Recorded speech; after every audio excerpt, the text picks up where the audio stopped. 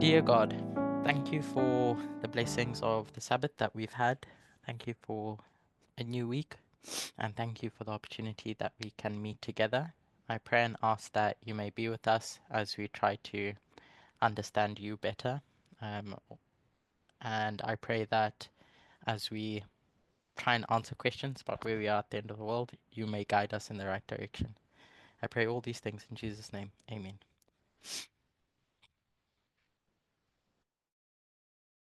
So just to give a recap of what we had gone over last week, there were two separate presentations, and I guess my recap will be focused on the first one really because we didn't have the opportunity to go into a lot of detail with the second one. Um, but in those studies, they were centered around the image of the beast. Um, and it was this concept of an image created in this two-step process. An image is created, whether you're looking at the papacy in the beast in Revelation 13 or the image of the beast. There's a creation, and then that creation is given life. And then I went into history and tried to demonstrate that 533 and 538 are really the same event, but there's differences in what they achieved. In 533, with Justinian's decree, Justinian is going to make the Pope the head of all churches, and so now the state is going to give their arms to the Pope, make the Pope the head of all churches, but in 538, that's going to be enforced. So that beast is created when Justinian gives their decree. Um, the combination of church and state that we speak about with regards to the papacy is created. But that creation couldn't do anything until 538 when the Ostrogoths are removed from Italy. The Pope couldn't rule. And so when the Ostrogoths are removed, that's the power or life that's given to this beast that's been created. Um, and so from that, we went to, or I touched on the fact that you can take those three steps in those first 10 verses: power, authority, and a seat. And you can tell a story in that way by breaking them up into three different events between the 300s and the 500s. Or you can tell a different story, which I'm suggesting is this story of an image the beast created and then given the ability to rule, and that ability is then the 1260, where it's going to do the works of the papacy, the first beast. And Yes. then beast, yeah, Could I just ask, yeah. you could tell us how are we meant to put hands up, questions at the end? How does this work? Um, I guess as we're going through the review, you can ask your questions. Maybe that would make, and Mhm. then if you want to ask more questions at the end, then you can do that. You can stop me as I'm speaking because I might not be able to see your hand. Right. Okay. Um, And then the point that I was trying to demonstrate with that is that when we come to the image of the beast, beast 2 in Revelation 13, there's two steps needed as well. There's a point in time where that image is created, um, and then it speaks about that image being given power or life by the dragon, um, for it to be able to rule. And so I was lining up 533 and 538 as a Sunday law. It's part of the same waymark.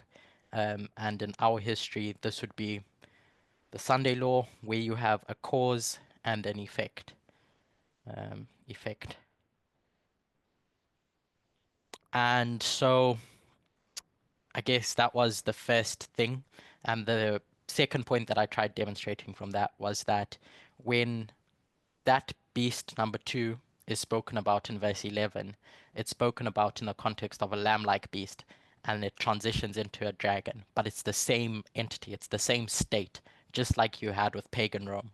In Daniel 2, that statue, it's iron, the legs of iron, and that's pagan Rome. And then the feet of iron and clay, that's papal Rome plus pagan Rome, but it's still pagan Rome. So now when we get to our history, it should be the same entity. It can't change from the USA into the UN, for example. It has to be a follow through that you have. Um, and from that, we just going through my notes, discuss this idea of cause and effect. Aldates has spoken about this in relation to the nature of a waymark, that when you want to understand a waymark, you have to understand the story that's being told about that waymark. You can't, or it's not beneficial to just look at a waymark in isolation. You have to understand it in the context of something that it belongs to. And just like every story, there's a beginning and an end to that story. And so it's the same case within a waymark. And so she demonstrates that in 1989, 2001, 2016, 2018, that there's two dates associated with a waymark where that story for that waymark starts and where that story for that waymark ends in this cause and effect relationship. Um, Clinton. yeah, Haven't you got the notes to the study? Because I've been watching you and you keep putting extra stuff on, and there's different, haven't you got the notes for when you did the study for us in the yeah, UK? this is what I'm going through. Oh, I thought you had the old notes because it doesn't look similar to what I've took photos of. I'm drawing different stuff in a summary fashion. All right, thanks. Yeah. So that I don't just end up doing a full study. I'm just skipping through some stuff to pick out the key points. Um, and so we have this cause and effect relationship. And so I wanted to spend some time understanding this cause. So went to talking about our line or our history as existing within a culture war. And in this culture war, you see that the driving movement or driving force that brings you to the Sunday law is the cultural issues of the day.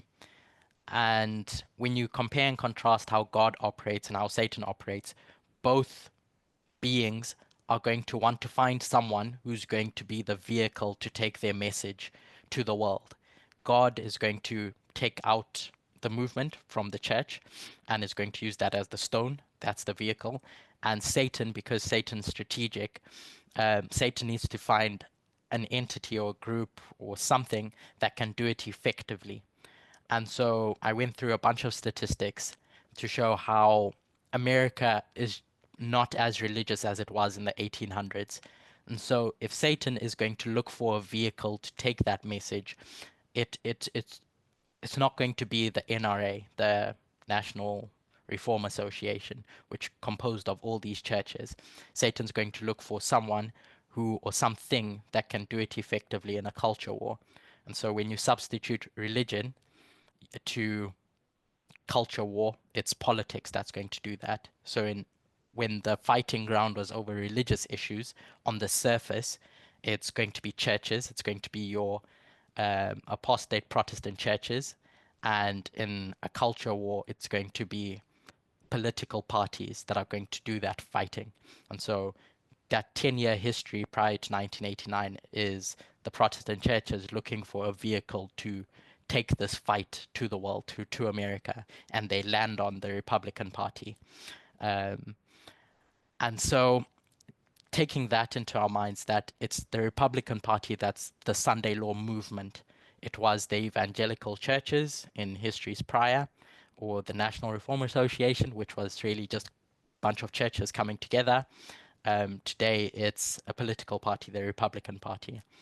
And when we consider when Ellen White talks about Babylon is fallen, she takes that and applies it to the churches who go back to the mother, because they were once standing, they were once pure, because to fall you have to have been standing in the first place. And so she associates that with the Protestant churches who were pure during the 1260, but then you get to 1798 and beyond, and now they fall. They're no longer pure. And so I tried showing how the Republican Party was pure during the 126, being on the right side, in inverted commas, of this cultural war that we speak about. But then over time, as voter bases changes and politics changes, they now become corrupt. And so they fall in our history. And I tried making the point that that doesn't take away from the story that you can tell from 1798. So if we draw a line like this, 1798, 1844, Sunday Law, COP, Second Advent, then what falls, because there's a first cry that says Babylon is fallen here, that Babylon is fallen,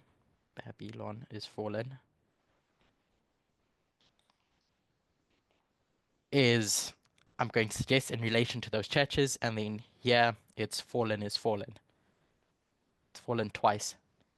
But once you break this line, and now you're looking at our history in isolation, and it becomes 1989 and 2001, then the fall that's spoken about here when the second angel arrives, and here when Revelation 18 comes and says it's fallen, um, I tried demonstrating how that's applicable to the Republican Party, because now they're the vehicle, the church, if you want to call it that Satan's going to use to take the message to the world.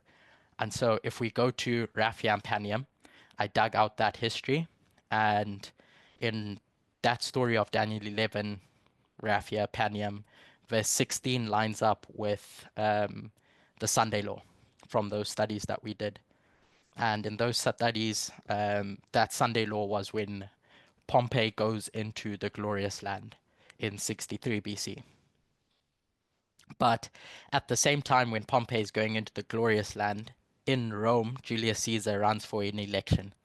And the election that he's running for is for the office of Pontifex Maximus. Um, Pontifex Maximus. And Curtis, yeah, question about what you mentioned about Babylon is fallen, and then so one time in the first waymark and two times in the second waymark. Do you where does that idea come from again? Like, why is it one time first and then two times? um, it's based on this idea that they get more corrupt as time goes on. Okay, Um, yeah, okay, thank you. and so I think Ellen White phrases it that way when speaking about Revelation 18, Revelation 18. She says, um, when the angel of Revelation 18 comes down, those churches are going to be more corrupt than they were when the initial call was that they've fallen. So it's based on that premise. Um, Gotcha. Yeah, I thought that maybe like in a one verse it said it's fallen, and then in the other it mhm, says it twice. But no, yeah, I, I I get it. okay. And then I go into the history of Daniel 11, verse 11, 13, 14, 15, and 16. And verse 16, we've lined up with the Sunday law when we spoke about Raphia and Panium. And in that story, Rome is rising in verse 14, if I remember correctly, because they get involved in all that's going on with Antiochus and I can't remember who was king of the south, king of Egypt at that time. But they then defeat Antiochus between 200 BC and in later down the road. And then in 63 BC, now it's Rome that's going to be the king of the north. And Pompey is going to go into the glorious land. But in Italy, in Rome, internally in Rome, Julius Caesar is going to run for this election. And he's going to run for two offices.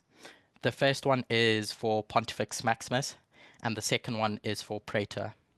Praetor was like a magistrate, a civil magistrate, a judge, um, and there's not much said about it, the election for Praetor, but there's a bit more detail given for Pontifex Maximus. And when he runs for Pontifex Maximus, that's a religious role, and this is a state role. And the opposition that he has in this first election for Pontifex Maximus is Quintus. Let me get the proper name. Quintus Lutatius, Catullus, and the second opponent was Publius Servilius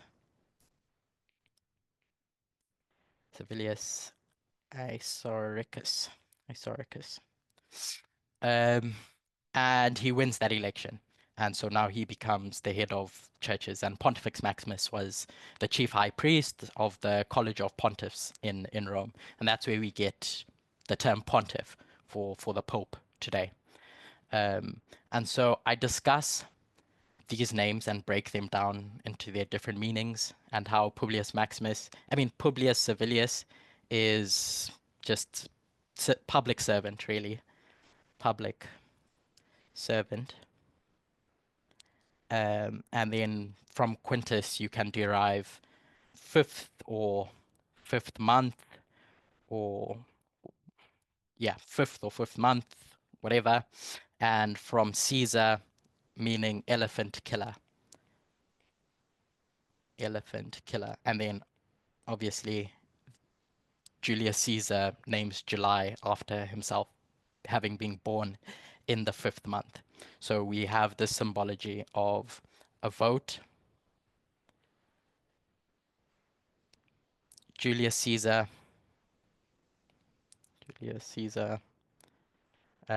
Quintus, and Publius Servilius at this waymark.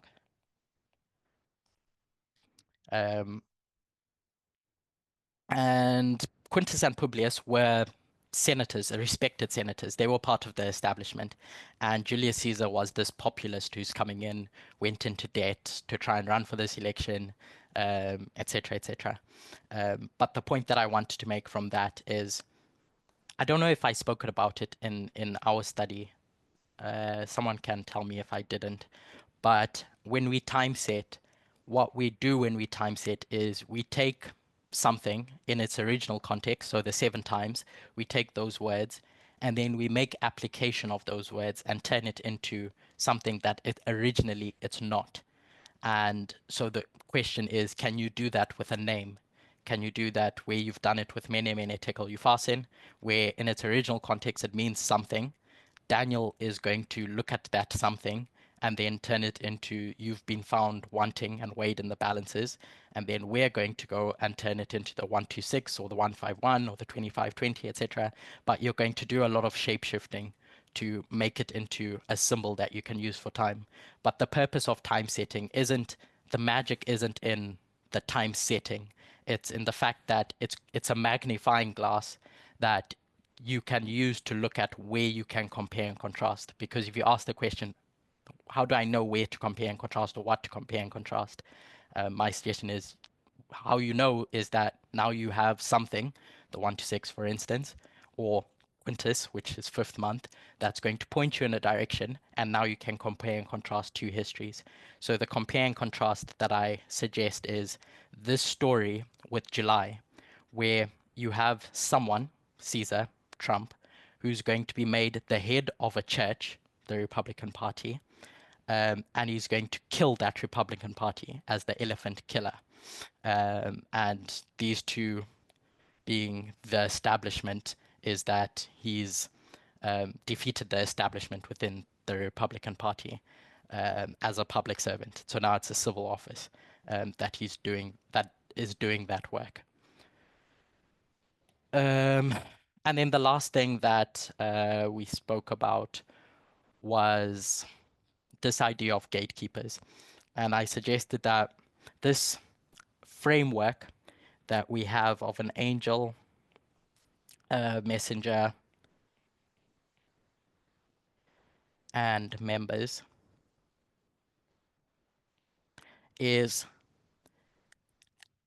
America's founding works in this, America's election system works in a similar way, according to the founders at least, where you have someone who has a message to make the movement, the nation better. And so that's Trump, for argument's sake. And that person needs to get through the gatekeeper, who is the angel in this case, in order to take that ship or that kingdom in a specific direction. And so Trump needs to get through specific gates to be able to take that ship in a specific direction. And those gates, I'm suggesting, is the electoral college. And that's what it was designed for originally. That's why it was made. Popular elections came down the road. They originally weren't part of the Constitution. I don't even think they are now. But within the Constitution, it's embedded this idea of a gatekeeper that's going to decide who's going to be president. And then your citizens are going to be guided by whoever gets the keys to that kingdom.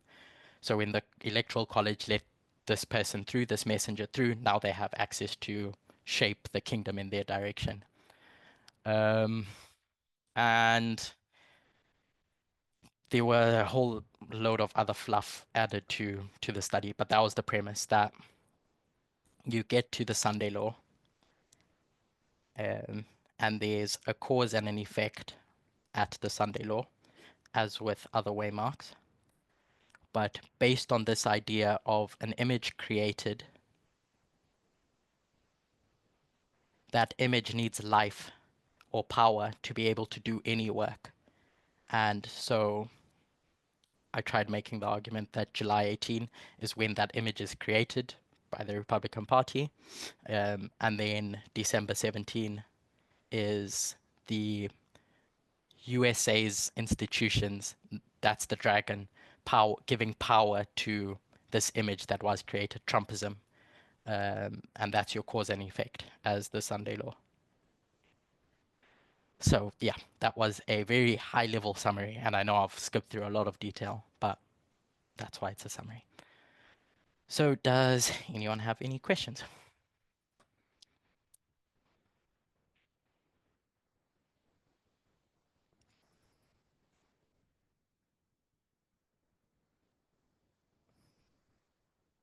I didn't really have a question, but I feel a bit sorry no one's speaking, so I'll just say something.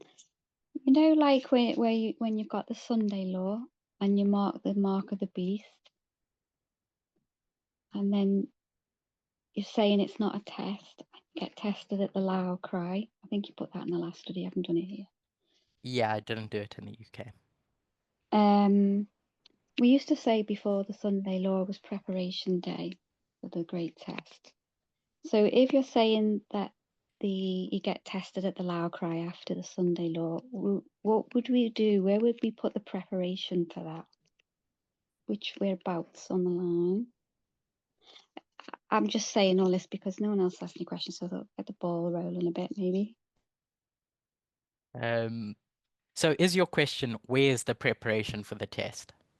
Yeah, back in the day, we used to say the preparation day, the 6th day, was before the Sunday law. Mm-hmm. So you're saying we would say this, preparation. 6th day, yeah. And then test, yeah. Yeah. So if you're saying now that or maybe it's always been, and we just haven't seen it that way, the test is actually the loud cry, so you're moving it after the Sunday law there. Where's the preparation then? Could you just show me on the line where we would prepare for that test at the loud cry? Or is So the test just there and we're showing our fruits all the way to the loud cry? I don't know how you're saying it. so when we do this Boston, Concord, Exeter model, it's simplified. It's a concept that's been simplified because the reality is that this whole dispensation is a testing period. The idea is that a message is going to come at this waymark, and from this waymark, it needs time to develop. And through each point in this development, you're settling into your belief or your like what position you're going to take when it comes to Exeter. So speaking about 2014 to 2019, or let me say from 2001 to 2014, if at Concord, when the 2520 study is developed, if you don't accept the 2520, then you're not going to you're not going to accept the 126. So each of those steps are really a stepping stone to get to this issue that's now going to determine whether you move to the next dispensation or not. I'm saying that simply. So I still hold to this idea that there's preparation here. The point that I was trying to make by saying that the mark of the beast is here is trying to demonstrate the idea that at this waymark, it's not done and dusted. It's not finished. That story is not finished. That story still needs time to develop until you formally receive whichever you're going to receive, the mark of the beast or the seal of God at this point when the door shuts. Yeah. You know, before the Sunday law, an increase of knowledge. What's that test for? You have to be a bit more specific on what line. Let's just, I don't know, let's just stick on that line, wherever that line you put there is at the 144,000. So you're If you've got the increase of, oh yeah, no, that's difficult with 144,000. Yeah, so that's why I asked which line. Okay, thanks. Okay. Anyone else? Yeah, so you were saying that we receive the seal of God or the mark of the beast at the loud cry, but you did mention that officially it's at the close operation. Can you elaborate on that? That the testing issue, the thing that's going to determine if you receive the mark of the beast or the seal of God, I'm suggesting is the message that's given here at the loud cry. And throughout this period, it's your testing period. Tess will frame it as you hand in your papers at the shut door at this final waymark. So when you hand in your papers, now the examiner is going to look at your paper and see if you got the correct answers or not, and you're going to get a seal or a mark. You're going to get the seal of God or the mark of the beast. So yeah. So I have another question. If it might not be directly related, or like it stems from a study by Ellery Terry, but want to know your opinion, like because it's related to this thing. So like she was talking about, the Sunday law being, this is the national Sunday law in the US. And then there's the global Sunday law, which happens at the close operation. So how does that impact this model in terms of when we receive the seal of God or the mark of the beast? Is it like country based, or is it like in the global one? I don't know if that makes sense. This Sunday law is related to the national Sunday law when we speak about America. So whatever we're speaking about here has to be in regards to the context of that Sunday law. So does that mean that only the people in the United States receive the mark of the beast at the loud cry? Because this story is about the glorious land, I think in this specific story, Daniel 11 verse 41, that's what this is. Okay. Yeah. Can I just ask you what the 2021 is? You're saying that's the formalization of the Sunday law. Increase of knowledge. Oh, sorry, yeah. And then where's Yeah. the formalization? No, you put increase of knowledge by 2019. So yeah, like I said, 2021 is a formalization, Yeah. which what would you say that was Exeter? In this dispensation from 2021, from 2001, sorry. Yeah. Yeah, so it's So that would be Exeter. Boston, Concord, Exeter. So isn't that Exeter meant to show you everything that's going to happen on the next waymark? And so that was 2021, and the study that LDTS associates with that is radical feminism. And Okay. the dates, if you want to talk about it, that are going to be associated with that are January 6th. And I didn't get to finish the study with you, but I had built on it to go on to suggest that the effect of that was February 13, when Trump is acquitted in his second impeachment trial. But you know when you say that the Exeter is basically, it's kind of like the test because everything's given to you. Hmm. Are you saying it's the test of the following waymark, which is 2024, you're saying? Yeah, So why are we getting tested again after that waymark for the same test? it's every dispensation you have this Boston Concord Exeter Yeah, so it's a different thing. method So it's going a forward. different, yeah. So this message Yeah. that comes here, I don't know what the loud cry is going to be, but that's going to be a different testing issue. But Yeah, it's based on the same principles. yeah, it's okay. Hmm.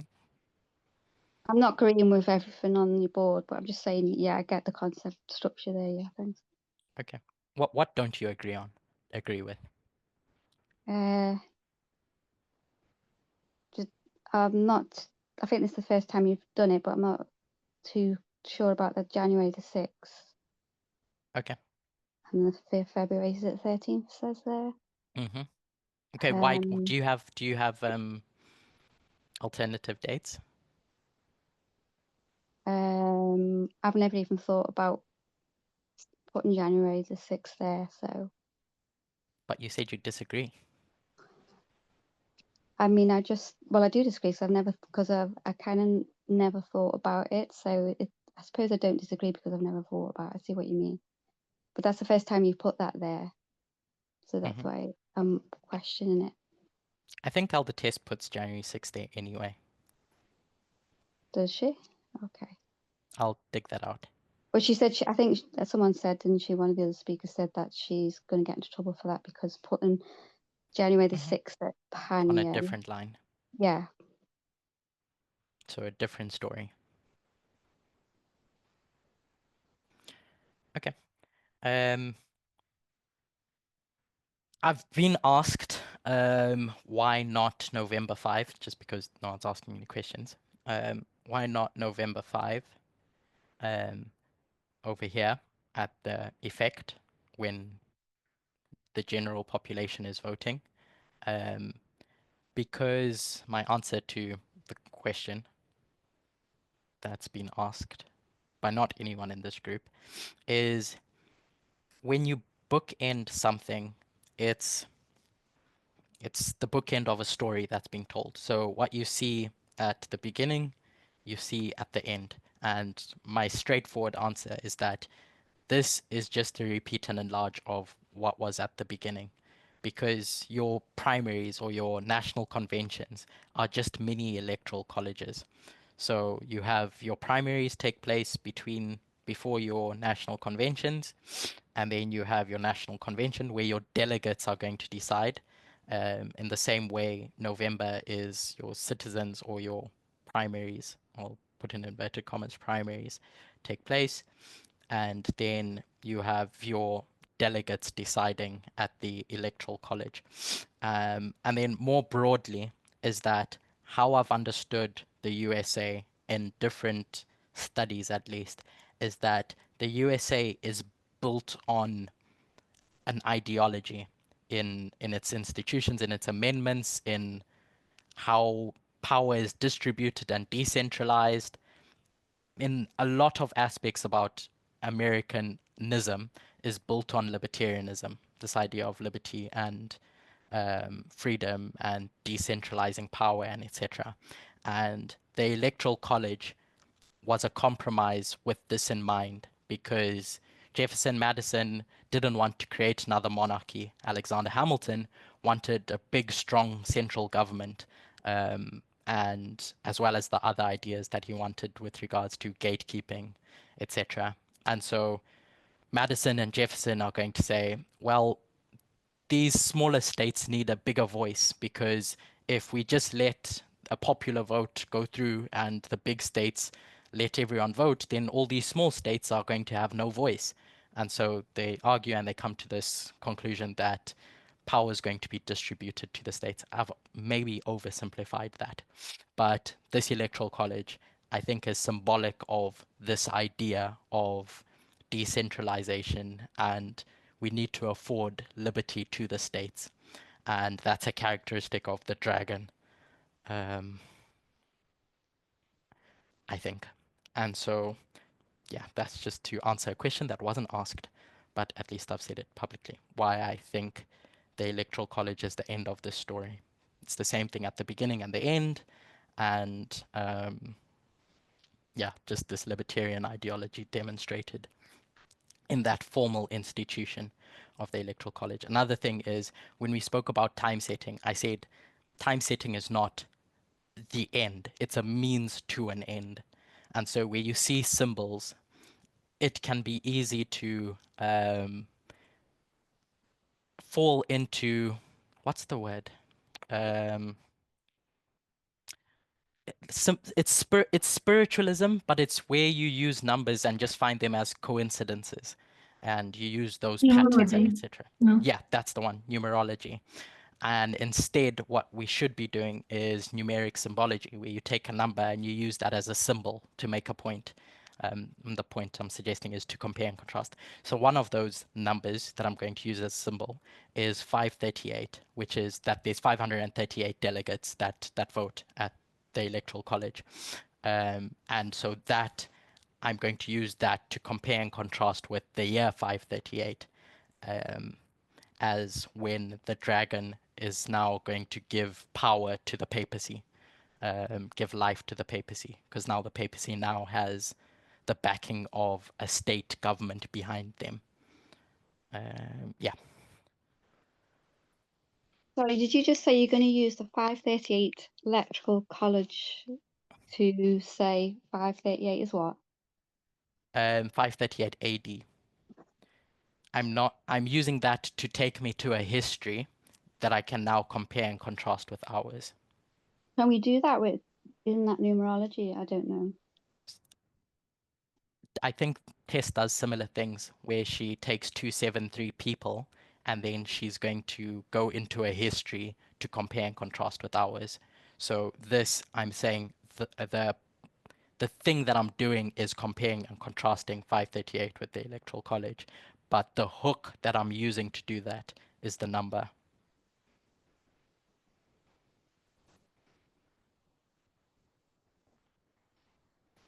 Are you answering the question there? Why not November 5th? Are you saying why not November 5th is the Sunday law?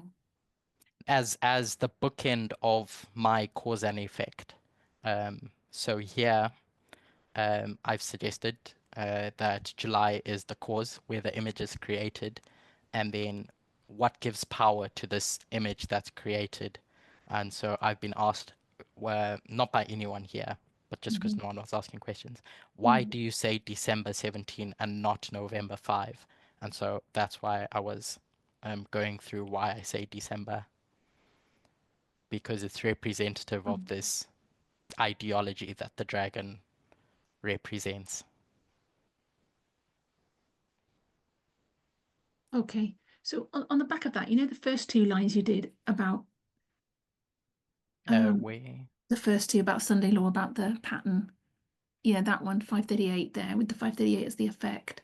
And you put Sunday law in, you've got cause, 533. Because I think originally we would put Sunday law at 538. So on the one below, you've put cause created, Sunday law, then effect. And you're saying that's when the dragon gives power. So in your model, you're going to put December 17th there and you're putting July in the cause. And But that's not so with Sunday law, that is 538, we make that Sunday law because the Council of New Orleans, they passed some Sunday law with regards to churches and etc. So we make that a Sunday law. But in a different model, we make 538 COP, because then the papacy is going to rule supremely. So depending on the story, 538 is going to mean different things. And so I'm suggesting that 533 and 538 have the same properties, and that the state is going to do something with regards to the church. They're going to come into an alliance. 533 is just this, oh, whoops. 533 is this, the preparation for this as a Sunday law, because everything that we see in 538 is exactly what was already in place in 533. So I'm making this a Sunday law as well, and that Sunday law as well in this cause and effect relationship.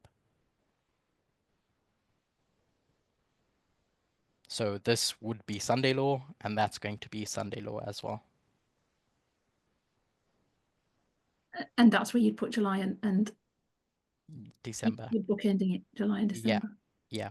So, and you've talked about making the image and giving it life. So in that, is that the top, very top line? What did you put there? Mm-hmm. Created life and power. So that's not connected to speaking.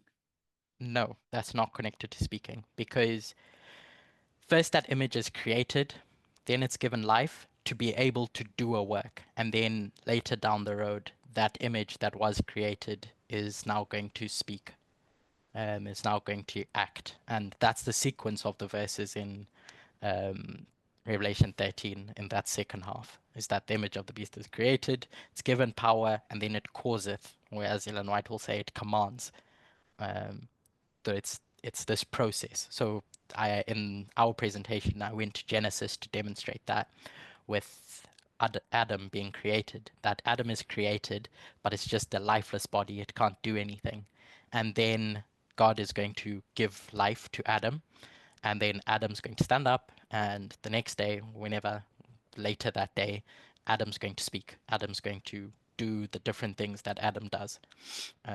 So I'm separating each of these things as Have you I put think them I'm all wrestling, away, Mark? Sorry, Emma. I'm just wrestling with the 538 because I think we'd say if it's given life, it has power there to speak. That's when it speaks. Because I think this is what I've said to you before about the life and speaking. What's the difference between the life and the speaking? because the life or the power is coming from a different entity. So if we draw this out here, here's the papacy. It's lifeless. And then the dragon has the power, has the life. It's in their grasp. They own this thing. They own power and they own life. And then they are going to give to the papacy this power or life so that the papacy can speak, can go about and speak. So that's why I'm separating between this and this as two different things. This is giving the papacy the ability to speak. I think I conceptualized that the only way you can see that it's got the ability or the power is because it speaks. So it's that discrepancy, I suppose, that I'm saying. That I think before I would have said at the Sunday law, it speaks, it's showing it's speaking by that action. So it's got the power there to do that law. So the power. But where did it get the power from? It's not something that it has on its own. It has to get that power from something else. No, yeah. But the reason you know it's got the power is because it speaks. So Yeah. that's evidence that it's got the power, and I'd equated the two to the same thing. So it's got power and it's speaking now, and So that's showing it's got the power. So I'm not necessarily saying that speaking is not equal to power. Okay. It's that there's first to be able to do the speaking, it needs to get power from something else. Yeah. And that's what I'm talking about, is that it's getting power from something else, another entity, from the dragon. And then wherever you're going to put that speaking, that's not the point that I'm making in this specific story. It's, yeah. If I want to talk about the speaking, the parable that I've used before is Daniel 3. Daniel 3. I was going to say Daniel 3 is where you split it out. Yeah. Yeah. But each story is going to show you a different element of things. Okay, so like when you just referred to 538, that's showing the power given as opposed to the speaking. It's just the power being given by pagan Rome to papal Rome. Pagan Rome, yeah. And if you want to make that council in New Orleans the speaking, then okay. But that's something separate to the story about the Ostrogoths. being removed, and now the armies of Rome are now going to be used by the papacy. If one does want to argue about that council in New Orleans. Okay. You explain, Curtis, I can't remember which one it says. You used the term cause and effect. Yeah. Why is July a cause and December is an effect? Why? I'm not trying to say what's the relationship between the two, but why is one a cause and one is effect? Can you just explain how you would? July is the creation. What's getting created in July? The image of the beast. So that's the creation of the image of the bit. So July is the creation of the image, and the effect is when the the image now dragon has gives power. life. Yeah. Someone gives power to the image. And who gives power to the image? United States institution, the USA, the dragon.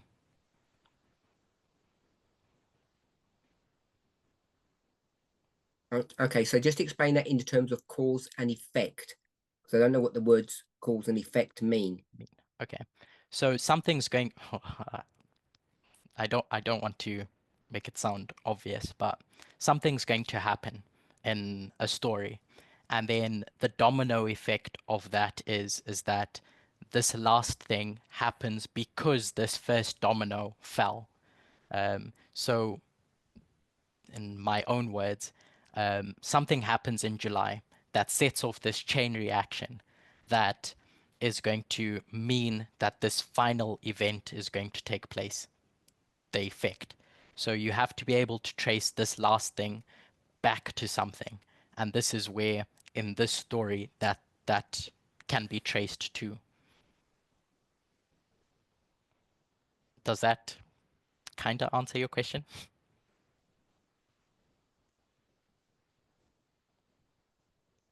How would you define July? What's being created in July, and without using imagery? How would you define it, or a different imagery or a different term?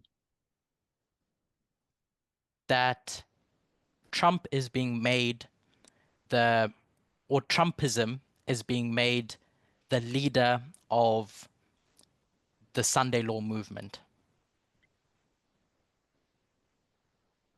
Is being crowned. So is it the creation of the Sunday Law movement? You said created. It's. I don't want to use imagery or symbology that you've pointed to, but it's the culmination of that work, of this image being created. So it's reached its final form, if you want to put it that, because you can trace this story from 1989. Is the Sunday Law movement? Yes. So it's not Trump per se. The Sunday Law movement is created in July. Is that what you're saying? Yes, it's reached its culmination, but it needs someone who's going to be the figurehead for that, the head of its church. And that's Trump, when Trump is crowned the head of that Sunday Law movement. So the Sunday Law movement is created in July. It's finished its creation. Okay, so you're saying the creation takes 30 odd years. That's what you're if. And then in December, that created being is given, or entity is given power. Is now being given the ability to go to work. Okay.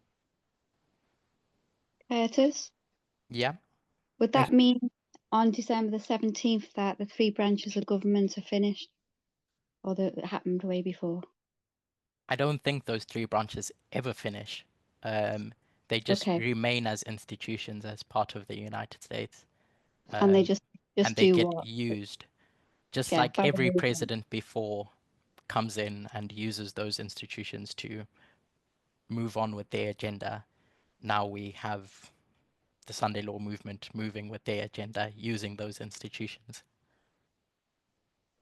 the three branches. I think that's how you phrased it.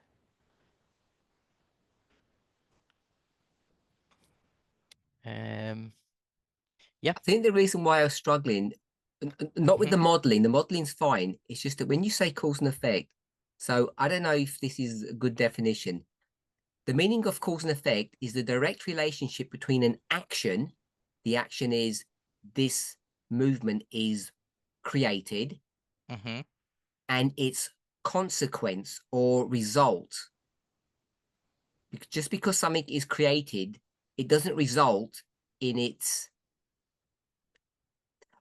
cause and effect. Seems to me an inevitable thing. Sure. Just because if it was created, it doesn't mean it's going to receive power. It could just be created and just lie there forever. I think guess that's why I get this term cause and effect just because it's something that we're familiar with, at least from other teachers. I guess I'm unfamiliar with it because I've heard it used, Yeah. but I've never understood how people are using it, and that's what. And I'm still not sure how you're using it here, because I thought a cause and effect means something happens, and therefore something that follows has to happen. And I guess you can use this story in that way, that once Trump is put on the Republican ticket, what has to happen is that Trump needs to go into office for the events of the Sunday Law period. It's not inevitable that it does. That's my point. That's how cause and effect works, I thought, unless I don't understand cause and effect. Because I'm not discussing the modeling. The modeling is fine. It's just I've never understood that term, and you've used it in a very similar way that others have used it.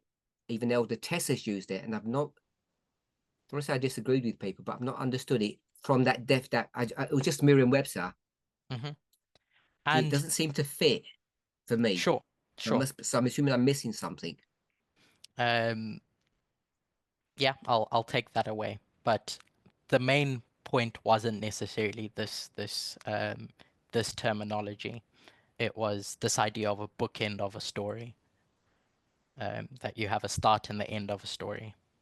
And could you just not restate, but explain, if you can, or re-explain, because I think you've already done it, why the election in November isn't, obviously it's part of the story, so I don't want to say it's not part of the story, but why does it not figure in this model?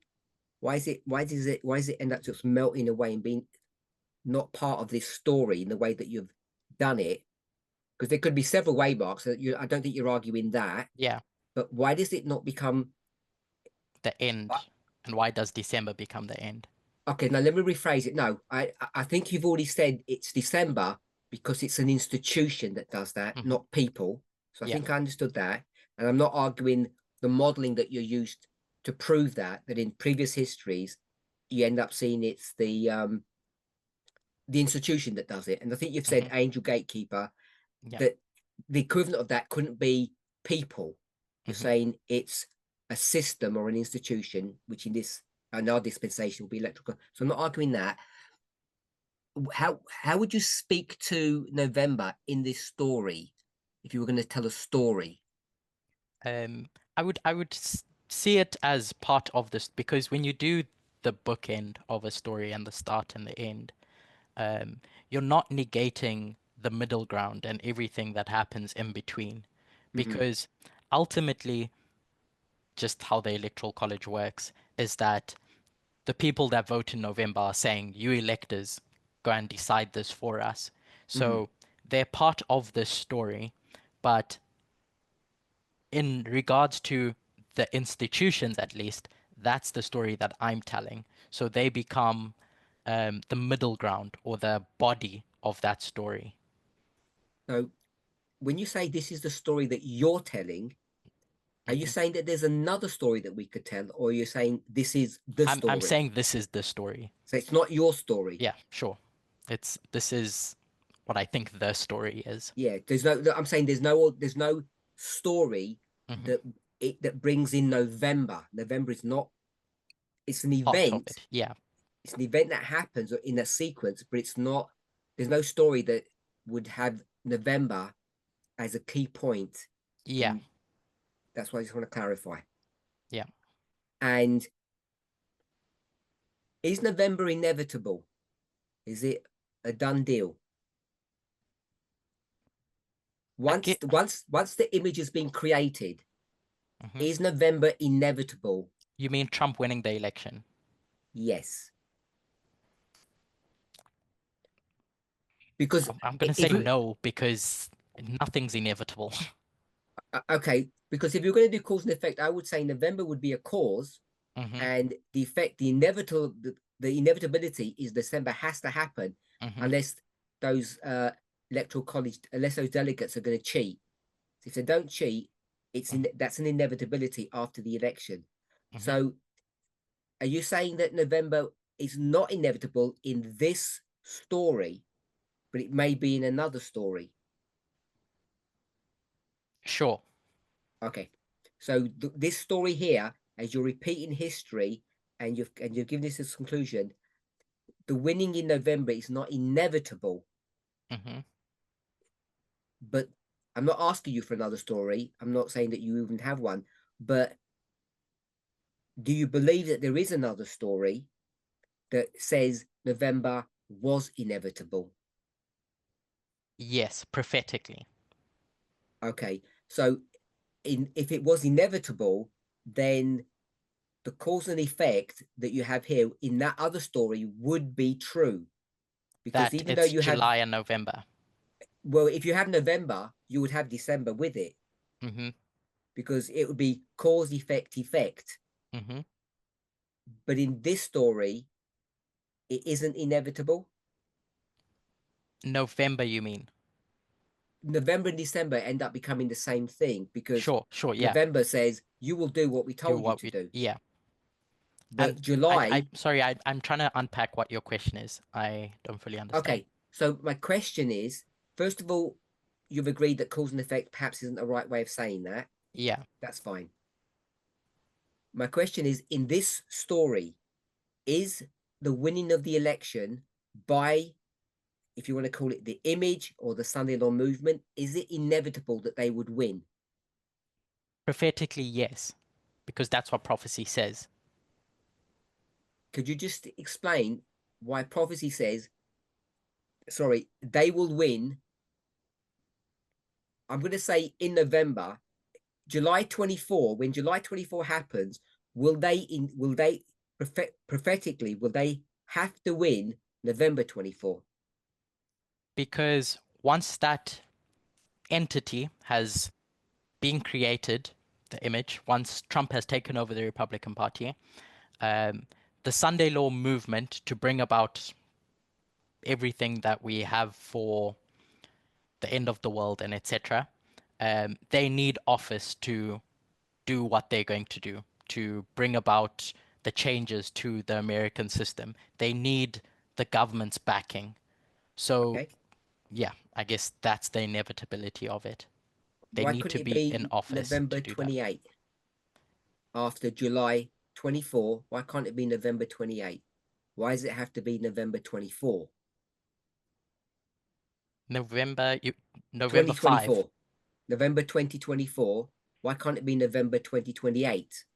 Oh, because in other studies, at least, I've tried to demonstrate that 2024 as a year itself is where America changes its dynamic, its relationship to the world, using other compare and contrast with other histories and the 126 and etc.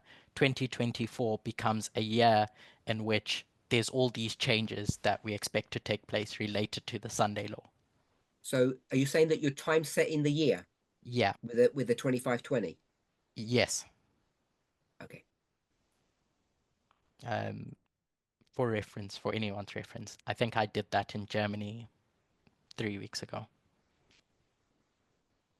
And I think other teachers have recognized similar things. But Which I'll stand. Other teachers? I think Catherine in Australia did a similar study on 2024. And myself. So another teacher. Okay. Yeah. Okay. Did Catherine get it from you, or you got it from Catherine? Or you came independently? Independent. at the same time? I don't know what was first, what was second, but Well, within weeks or days of each of one another. yeah, I only saw her study, her presentation after I had done mine, so that's why I say independent. Okay, great. And Thank you. I think I had Oh. spoken to other people about it before I did the study, publicly at least. Okay. Thanks. Curtis. Andres? So, I just want to get clarification on the role of the electoral college. So is they from what, yeah, so is their role to, as gatekeepers, they should have, even if no, and that ties back to November, like even if the people vote in November and they vote for Trump, is the role of the electoral college, I think what you were saying is that they should have disregarded the decision of the people because Trump was not fit for office. Not saying what they should or shouldn't have done. It's just that that's the culmination of the work. Different states have different rules with regards to how to handle electors. Some states are bound, like you just have to say what the people say, and some states are, you decide what you want to do. The election in November is, we don't even have to have an election in November. It's just become a general accepted thing that you do, and then the states are going to decide how you have that election. I'm not saying don't have elections, but my point is that in the Constitution, that election in November isn't mentioned, it's not required, etc. But states got together and decide and recognize that this is pretty undemocratic, so we should let the people have a say. So with regards to what they should or shouldn't have done and become faithless electors or not, it's not my place. I'm just using that as a symbol to encapsulate this idea of an institution making a decision. But what does it mean that they're the gatekeepers then? If they, yeah, what does it mean that they're the gatekeepers? Because they decide who's going to be president. Oh, it's not the people that decide it. People are they are representatives of the people. So I'm going to be forced to say yes, it's really the people, but in what I'm trying to demonstrate is that it's institutions that are representative of everything below them. And I think that's what I gleaned from Daniel 3 at least, is that representatives are going to go to the plane of Jura, not the citizens, and they're going to do everything on the plane of Jura. So it's not removing the people from that story. It's just they symbols, they the face of everything that's happening. Yeah. Yeah. So like I guess I'm struggling with the word gatekeeper in that sense. Hypothetically, if the electors decide, no, we're not voting for Trump, then Trump doesn't go in, no matter what the people say, because they're allowed to do that. Got it. Okay.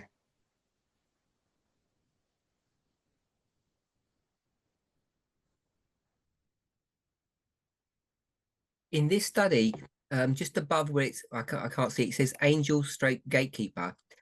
That's the electoral college. Have you always used the term gatekeeper for the electoral college, or have you used gatekeeper in another context? I've used it in the context of an informal institution, which would be the National Convention as well, because they serve as the first gate, if you want to call it, before a president gets to the election later down the road. Okay, so you've used the term gatekeeper in speaking about different, if I can call them an institution, different entities. And in this story, the gatekeeper is the Electoral College, but that doesn't mean the term gatekeeper can be used to identify a different entity, making a different point. Yeah, and that's what I've done in past studies, and making a different Yes. point. The gatekeepers are the national conventions. Yeah. Thank you.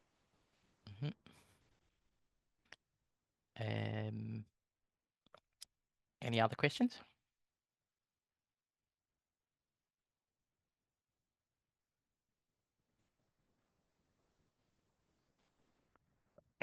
Yeah, maybe about that.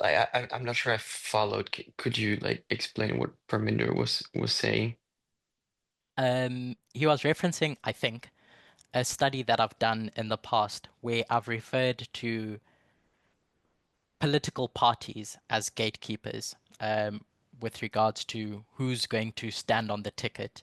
And the points that I was making in those studies were that conservative parties typically serve a role in society, generally, when you look historically, with keeping populists out, or in inverted commas, dictators out from getting to be able to govern. And so that gatekeeper role would have been served by Mitch McConnell, by the leaders of the Republican Party, because generally, how primaries work is who gets the backing of the gatekeepers ends up standing on the ticket.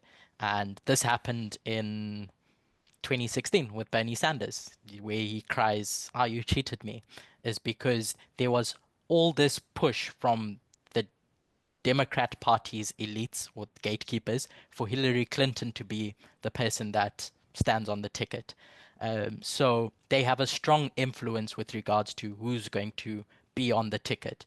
Yes, the population vote in the primaries, but it's at the control of your invisible hand, as they call it, your elites. So in that point that I was making in past studies was that your gatekeepers in the Republican Party, they made a deal with the devil, if I can say it that way, inverted commas, facetiously. Okay, let me not use that terminology. They made a deal because they recognized that to win we need this person, and that person that they found was Trump. Despite everything that happened in Trump's first term, they said, actually, this is the person that can get us to power. And so they let Trump through when they had the opportunity to stop Trump from even getting to the election in November. And so in that study, I was pointing out that the blame is on the Republican Party for Trump, not the Democrats. It's the Republican Party's fault. So I guess that's, I think, what Alpamindo was hinting at, and what I was saying, that in a different story, the gatekeeper changes. In a different study, the gatekeeper. Got it. Mm-hmm. If I can just ask a little bit more about that. So if I've understood you correctly, what you've said is before December happens, there's a group of people who are in power of an entity, and the people who are in power, another term for that, are people who control the gate. They allow people in and they keep people out. And in the Republican Party, I know you said the RNC, but I don't know if you say RNC and Republican Party synonymously. If you do, then the people in charge, the movers and shakers of that party, they allow Trump to become the de facto leader.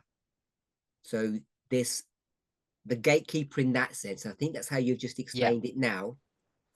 But have you also explained it, not that there are just gatekeepers in the Republican Party who say who can be the boss and who can't be the boss, but the Republican Party itself are the gatekeepers of the country to stop the country going into anarchy or whatever evil system of governance we might, if you're in the West, we'd say socialist or communist, to stop a country going down an evil path.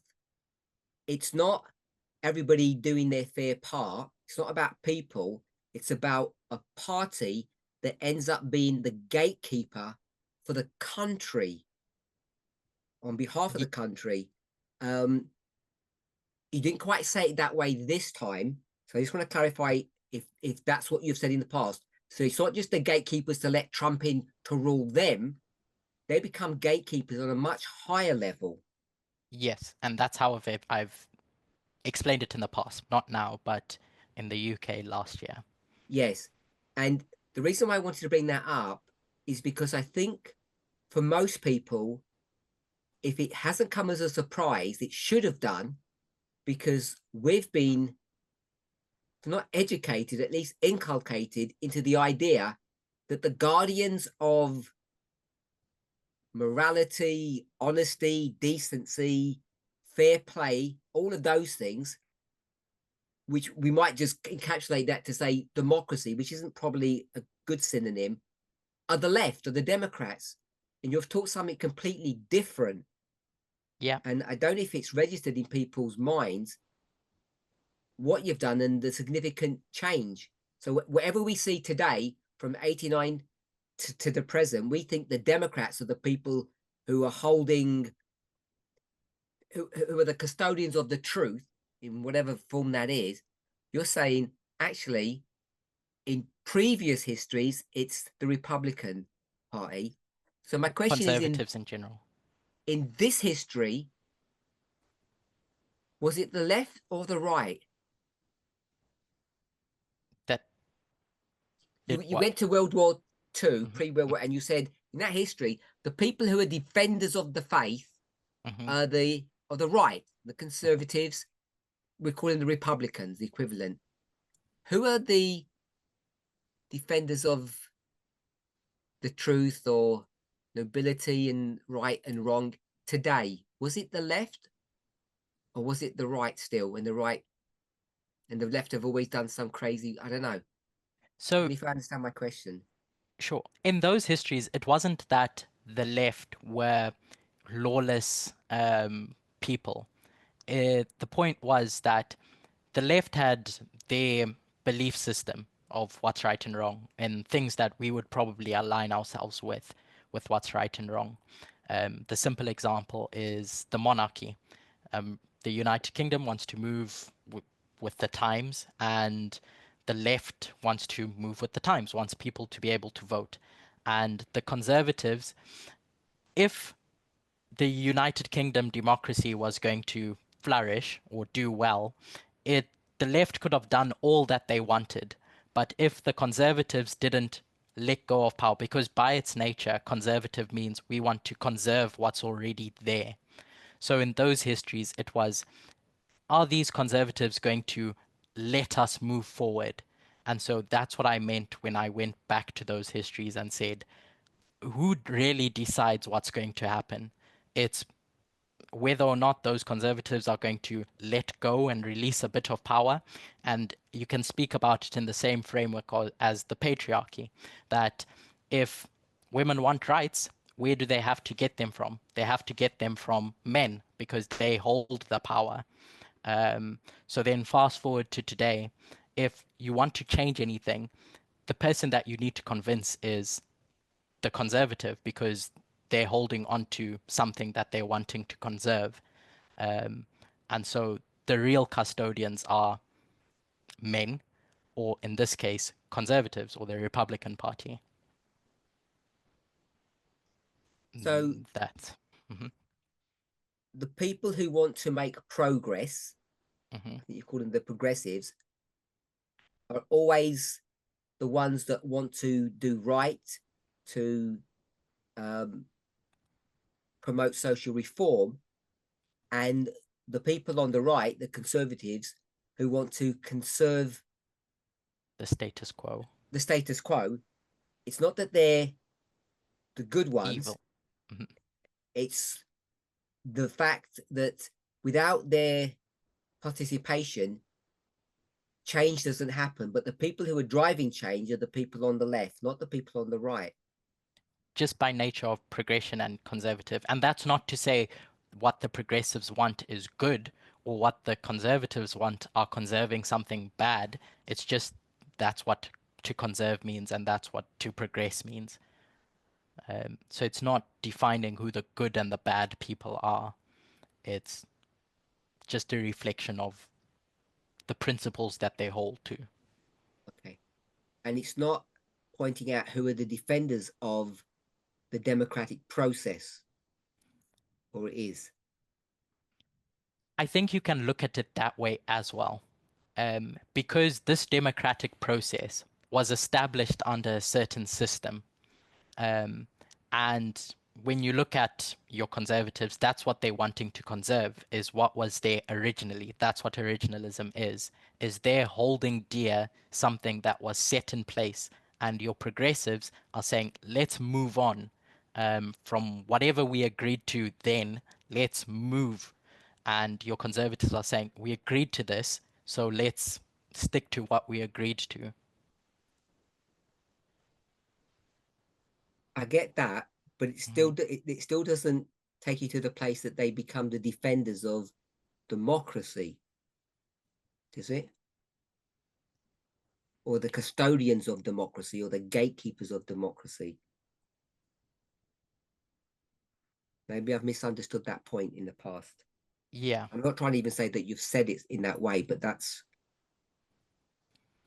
Yeah, I'm not framing it that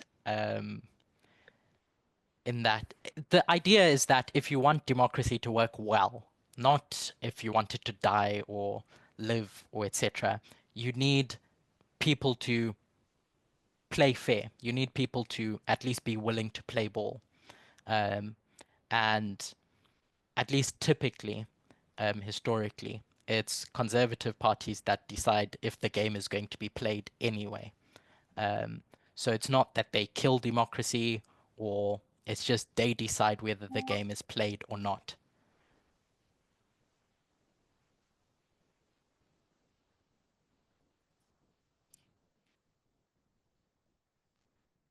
So, yeah, maybe.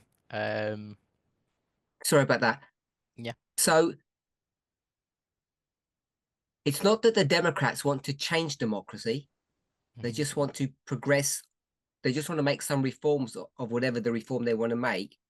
And in order for them to do that, to progress, the right need to be willing to work with that. Yeah. Okay.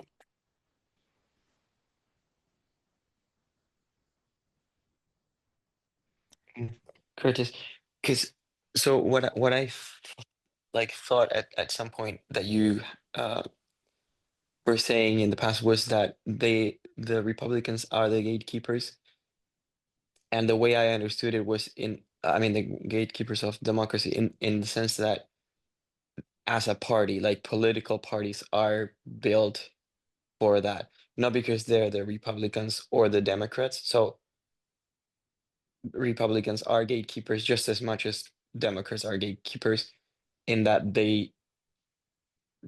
their job role is to not let, I'm gonna just say it like silly, like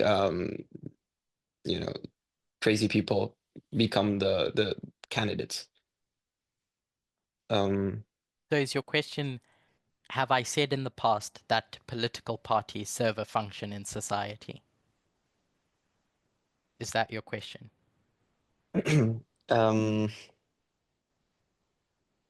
Yeah. And I'm going to say yes, they serve a function in society. There's a reason why independents don't win. One, because they need the backing of political parties. And so those political parties act as filters with regards to who's going to be able to run for president. An independent can stand up and say, I want to run because I don't want to give in to what these political parties stand for, but they just get nowhere. And so the responsibility for the political parties is that they do a good job of filtering. And when I say political party, I mean the bosses, the top people in that political party. And so if I could like ask all of the, so it seems that the gatekeeper is being used at different levels. Like one is the electoral college, that is the gatekeeper for the country. Another use of that gatekeeper word is for the Country party as lead well. for the country. So how can you It's like a enumerate two-step. all of It's like a two-step process. You pass one gate, and then you get to the other gate. So the first gate that you need to pass is the party gate, as a messenger, and then the next gate you need to pass is the electoral college. I mean, included in that the popular vote, etc.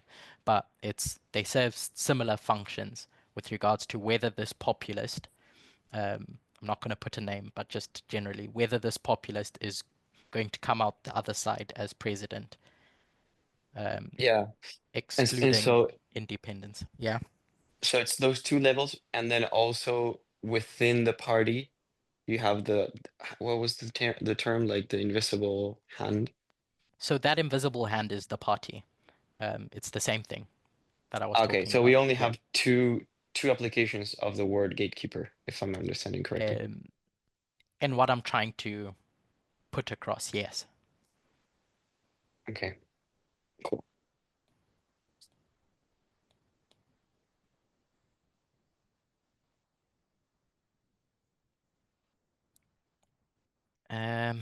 So what about left-wing populism? So someone's asked the question in the chat. What about left-wing populism? Who is the gatekeeper for that? It would be your left-wing party.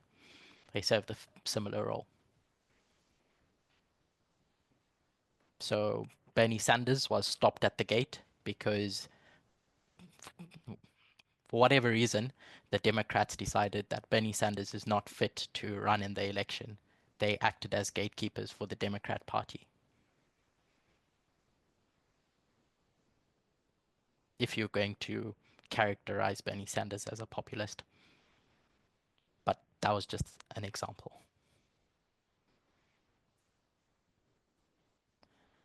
And a follow-up question, does that mean both the Democrats and Republicans are gatekeepers? Yes, that's what I was trying to demonstrate to Andres, is that your political parties in general serve a function in society. Typically, historically at least, you generally find that it's conservative parties that are forced to play this role. I haven't looked into why or thought about why it's generally conservative parties that you have populists coming through, but generally it is the case. There have been instances in America's history. I can't remember the person's name, but he came in through the left, and he was stopped at the gate and didn't end up getting far. But there have been runs by populists on the left, but fine in between.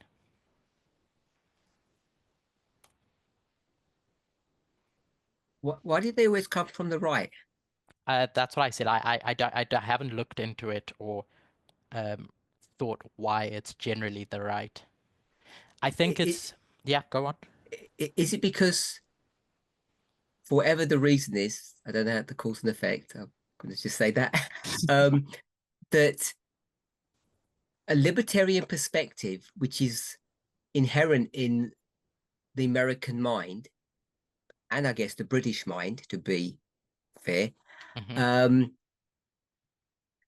that ends up morphing or turning into a right wing, or today they call it the alt-right. It ends up morphing into a conservative mindset more often than it does into a left mindset. That's why today we keep on identifying that libertarianism is evil as the alt-right. It's not because they're the same thing. It's because they tend to morph into those. And I wonder if that's why they spawn so many populists, because the definition of a populist is a libertarian perspective, Yeah. however fake that is. Yeah, I haven't thought about it in that specific way, but I can see it in that way as being the case.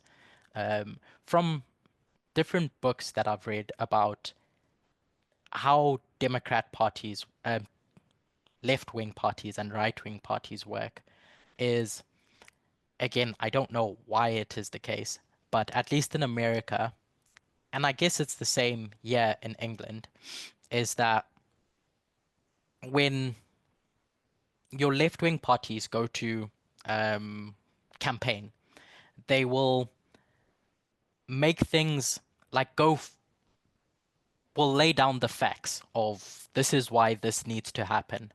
Whereas conservative parties have unlocked the code of how to get people to go out and vote for you, is that people are primarily driven by emotion, our fast brain.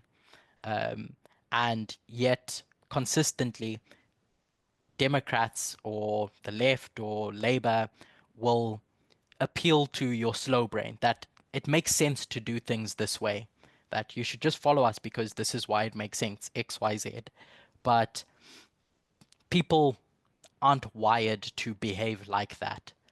We're wired to be driven by our emotion or our fast brain. And I don't know why the left or Democrats don't take a page out of the conservative book. There's reasons for that. But the way in which they operate is different. The way in which they campaign is different. And so your populists are going to appeal to your emotions, to your fast brain, and etc.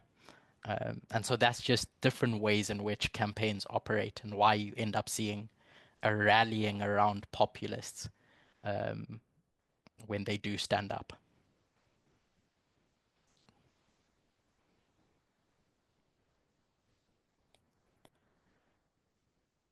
I thought it was because, sorry, just to add to that, I think it's what you've already said really, and what you said last year, I thought it was because the Conservatives are the ones who've been there from the beginning. They came out of the monarchy and they had the power and the riches of whatever it was, the strength to, and now they've got to be willing to give some of that power over. Yeah. In order to let anybody do anything. Yep. And I use the model of patriarchy to kind of demonstrate that in a patriarchy, it's whatever rights that you're going to get, they're going to come from men. And so they're the gatekeepers of deciding who gets rights. So in that sense, they're the ones that gatekeep. I get back to Charity's question, democracy. What question? Democracy. So the gatekeepers of democracy, because you said, so does that contradict what you said last year about Conservatives being the gatekeepers of democracy? It just seems the Conservatives seem to have more power. The left ones are trying to make changes. The Conservatives have the power and they have to say yes to those changes in order for that to happen.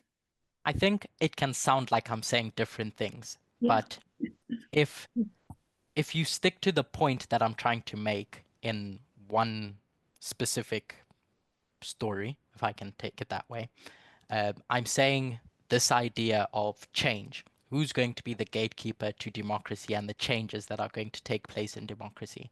It's conservatives that are going to do that because just of the nature of wanting to hold on to the past. So that was my presentation last year as the gatekeepers of democracy, in whether they're going to play by the rules, whether they're going to play fairly, whether they're going to let go of some power. That's at that point. And then this other point, which Andres was asking about, is what purpose or what role do Democrats serve? And I'm saying that once in a blue moon, a populist is going to rise up in the Democrat Party, and they're also going to have a job to perform. But typically, if you take a sample out of all these instances, you can make a strong case that it's your conservatives that are going to do that, not your Democrats, or it's going to come from your conservative brand of politics. Could I ask a question? Yeah. It's kind of a question. Maybe it's not even a question. So you have these two parties, And it's not so much what the left are going to do or not do, or what they're even trying to do. It's that both of these parties are working together for the common cause of the government, of the country, sorry, the country,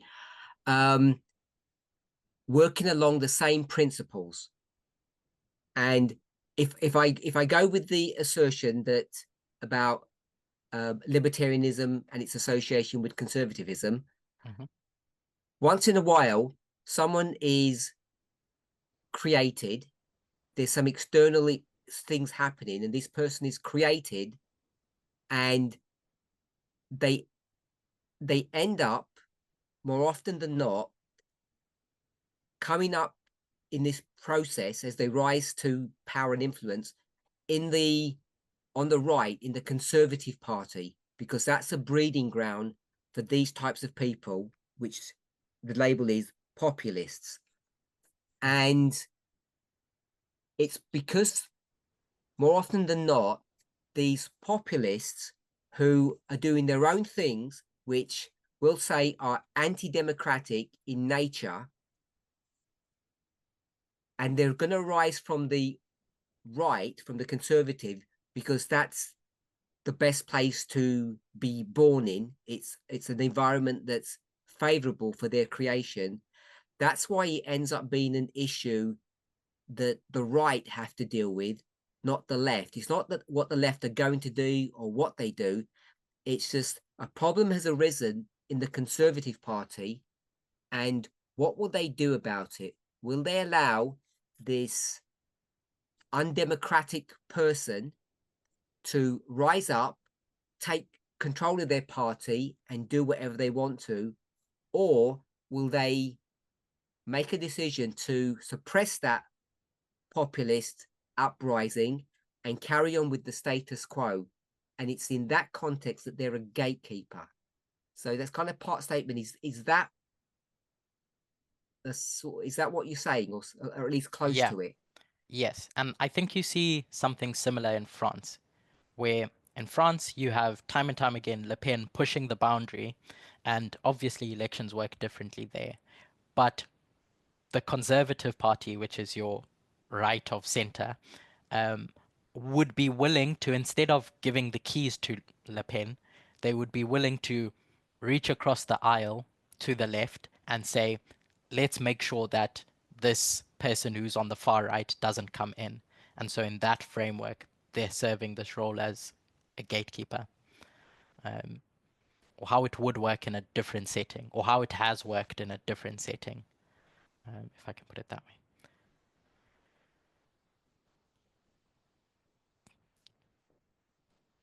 Thank you. That French story I found quite helpful.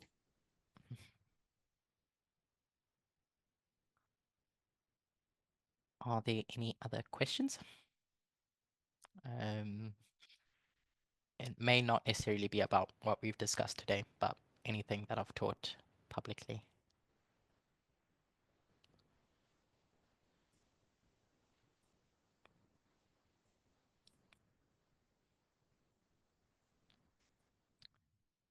Okay.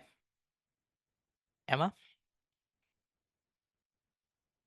Okay. I'm willing to go on, but just one more question, I guess. Yeah. Maybe I don't like to be provocative, and just say you don't want to answer if you don't want to.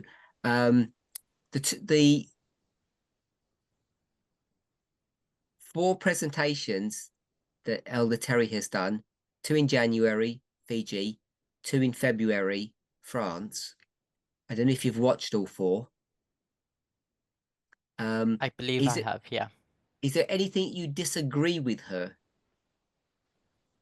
in those in what she's shared? You may express it a different way, perhaps, or you just say, "Yep, I agree with everything. We're on the same page." I think we're on the same page. I don't know if she sees the Sunday law as this bookend in the same way that I've expressed it, or she just sees it as July as a singular event. I don't think she spoke to that issue. Yeah. So it's only based upon what she did speak to that I'm asking. I'm not trying to squeeze out hidden things that I haven't been said. So with regards to what she has said, I agree Only with in what those she four, said. only in those Oh, four studies, not yeah. Yeah. If I remember her studies correctly, yes. There's nothing I disagree with. okay. Thank you. Can you explain what the seventh being Egypt?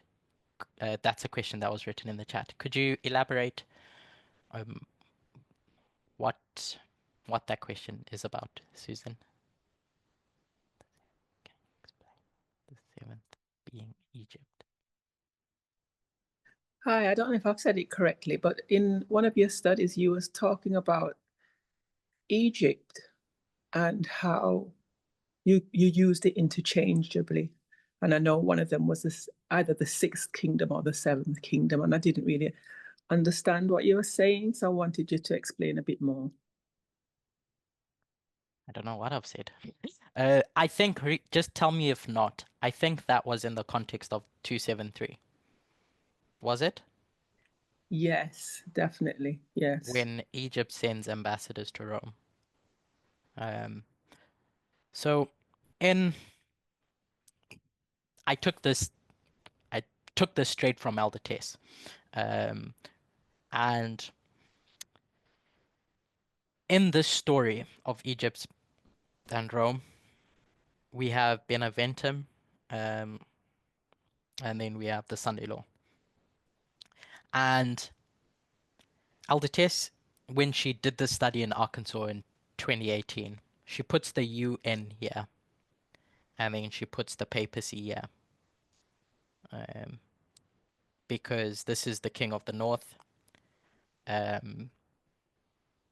that's the king of the north. But as she goes on in her studies, and we as a movement become a bit more aware that the UN is not the seventh kingdom of Bible prophecy, it's the USA. She phrases it as the USA over the UN, or nations plural. I've tried to demonstrate that I don't think that the seventh kingdom is nations plural. It's one singular nation, and that nation is the USA. So where she puts UN, yeah, because she gets this idea of the UN from the dragon, that historically we've taught that the dragon in that threefold union is the UN, and that's the nation that rules the world. But at least from my understanding, that nation that rules the world isn't the UN, it's the seventh kingdom, and that seventh kingdom is the USA. When you go to Revelation 17, not 17, 13, and you have this point in time, John is going to describe the lamb-like beast here, and then a dragon here, in a simple fashion. And this beast is going to transition into this beast, but it's the same beast. It doesn't become a different beast. It's the same thing going through a different phase, much like pagan Rome in the legs and then pagan Rome in the feet. And so when Elder Tess put UN here as the seventh kingdom, I tried making the argument that she was wrong. But I'll give her credit in that she shifted her position and put the USA over the UN. But in reality, I don't see the USA over the UN or the UN over the USA. I just see it as the USA full stop, as the dragon in that threefold union. And then with regards to the papacy, I can't remember why she said the papacy in the first place, because here at Beneventum, the king of the north that we speak about is the USA in its relation to the king of the south. It's not the papacy in that history, in Raphia, Panium, etc. So I can't remember why she switches from USA to papacy. Yeah, Okay, but can I finish and then you can I'm just carry going to help. It doesn't matter. It's all right. you can correct me once I finish. But in this story, Egypt comes into the story not because they want to deal with the king of the south. They've already been dealt with by the king of the north. Egypt comes into the story because Egypt has their own problems that they want. They have their own wars that they're fighting with Seleucus, with taking over the world, if you want to call it that. And so they need an ally to do that. And so this Egypt and the connection between these two, the first point that I was making in those studies is one, the dragon is the USA. The dragon isn't the UN. And the second is that this doesn't change. The king of the north here is the king of the north here.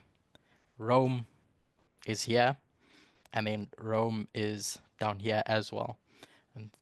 And then the third point is that I can't remember what the third point is. But yeah, Natalie, you wanted to say something, correct me or something. I wasn't correcting you. You wasn't sure why Elder Tess mentions the papacy. I see what you've drawn there, but it makes sense. But I think it was due to saying that from Panium Beneventum that you see you see the rise of the papacy, and she said at that point at the 273 was diplomatic relationships because you saw it in the fight with Pyrrhus. So that's why where papacy came from was the diplomatic relationship with Rome. I don't know. Yeah, I know the application she made, but I don't know why she switched from USA to papacy when it's the same Rome. Does that answer you, Susan? I tried to, but I don't know if I did. So basically, the reason why I say Egypt dragon is because Aldates made that application and I just followed through with the steps. But even regardless of Aldates making that original application, I think you can show what Egypt was trying to do in that history was reflective of what the dragon does as a symbol.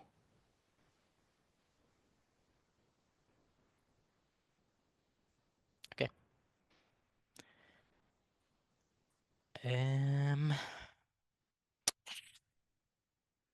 Right. So Charity, I can see you unmuted. I don't know if that's a question or a comment or something before we close. Hi, I want to try it. I don't know if you still have the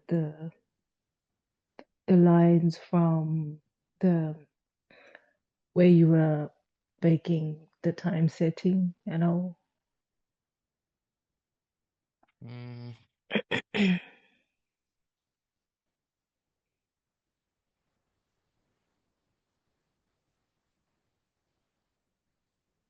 Mm-hmm.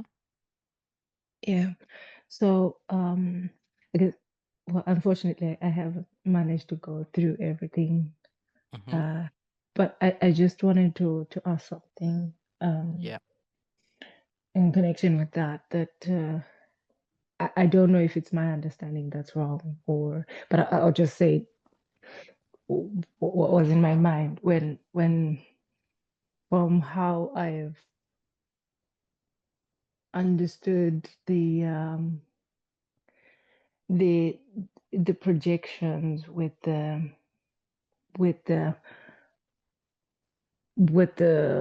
time. I don't know if it's the numbers, whatever that you're projecting, the numbers that we project from one point to another.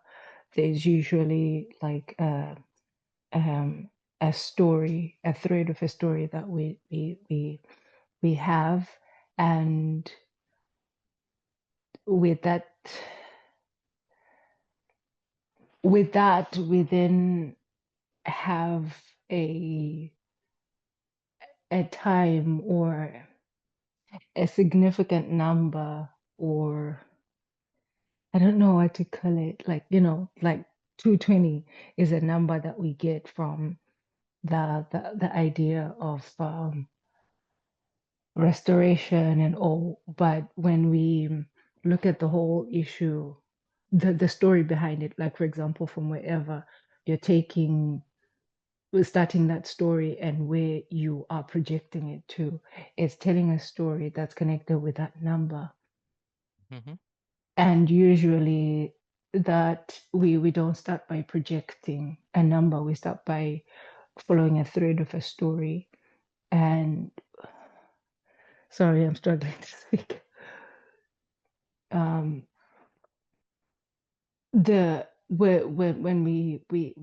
we make a thread of that story or tell that story, and then that projection of that number becomes like a I don't know if I can say a cherry on top or something that confirms that story that you have laid out, that becomes the foundation.